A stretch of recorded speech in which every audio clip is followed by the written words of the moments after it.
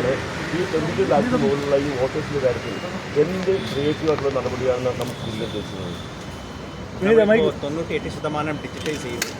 അതിൽ നമുക്ക് കണ്ടെത്താൻ സാധിച്ചുള്ളത് ഏകദേശം ഒരു 8%. അതായത് 22 ലക്ഷത്തോളം ആൾക്കാർ നമ്മുടെ അൺകളക്റ്റബിൾ എന്നുള്ള ഒരു കാറ്റഗറിയിലാണ് വന്നിട്ടുള്ളത്. ഈ അൺകളക്റ്റബിൾ എന്ന് പറഞ്ഞാൽ മരിച്ച ആൾക്കാരുണ്ട്. അതായത് നമ്മുടെ ബൂത്ത് ലെവൽ ഓഫീസേഴ്സ് വീട്ടിൽ സന്ദർശിച്ച ശേഷം അവരുടെ ലോക്കൽ എൻക്വയറിയുടെ ബേസിസിൽ അവർ മരിച്ചതായിട്ട് കണ്ടെത്തിയിട്ടുള്ള ആൾക്കാരുണ്ട്. അത് ഏകദേശം ഒരു 6.5 ലക്ഷം ആൾക്കാർ അതിലുണ്ട്.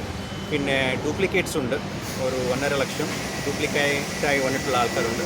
പിന്നെ അൺട്രേസബിളായി, അതായത് ആബ്സെൻ്റ് എന്ന് നമ്മൾ വിളിക്കുന്നത്, നമ്മൾ വീട്ടിലേക്ക് പോകുന്നു, വീട്ടിൽ പൂട്ടിയിട്ടുണ്ടാവും, ആൾ കാണുന്നില്ല, തൊട്ടടുത്തുള്ള ആൾക്കാരുടെ ഒരു എൻക്വയറിയുടെ ബേസിസിൽ അവർക്ക് മനസ്സിലാക്കുന്നത് ഈ ആൾ പെർമനൻ്റായിട്ട് ഷിഫ്റ്റ് ചെയ്തിട്ടുണ്ടാവും, ഇല്ലെങ്കിൽ ഇവിടെ താമസിക്കുന്ന ആളല്ല എന്നുള്ളത് അവർക്ക് ഉറപ്പുവരുത്തിയ ശേഷമാണ് ഈ കാറ്റഗറിയിലേക്ക് ഇവർ കൊണ്ടുപോയിട്ടുള്ളത്.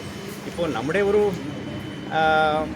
എല്ലാ പൊളിറ്റിക്കൽ പാർട്ടീസോട് നമ്മൾ ആവശ്യപ്പെട്ട് കൊണ്ടിരിക്കുന്ന ഒരു കാര്യം, ഈ ASD ലിസ്റ്റ്, അതായത് ആബ്സെൻറ്റ്, ഷിഫ്റ്റഡ്, ഡിലീറ്റഡ്, ഡെത്ത്, അങ്ങനെയുള്ള ആൾക്കാരുടെ ലിസ്റ്റ് ബൂത്ത് ലെവൽ ഏജൻറ്റ്സ് എല്ലാ ബൂത്തിലും പരിശോധിക്കണം എന്നുള്ളതാണ് നമ്മൾ അവരോട് ആവശ്യപ്പെട്ടിട്ടുള്ളത്. അതായത് booth level officer booth level ഏജൻസിയുടെ ഒരു മീറ്റിംഗ് നടക്കണം. ആ മീറ്റിങ്ങിൽ നമ്മുടെ ഈ ലിസ്റ്റ് അവരുടെ മുൻപ് നമ്മൾ അവതരിപ്പിക്കും. അവർക്ക് ആരെങ്കിലും കണ്ടെത്താൻ സാധിക്കുകയാണെങ്കിൽ അത് കണ്ടെത്തി വരട്ടെ, അത് നമുക്ക് പിന്നെ മാറ്റങ്ങൾ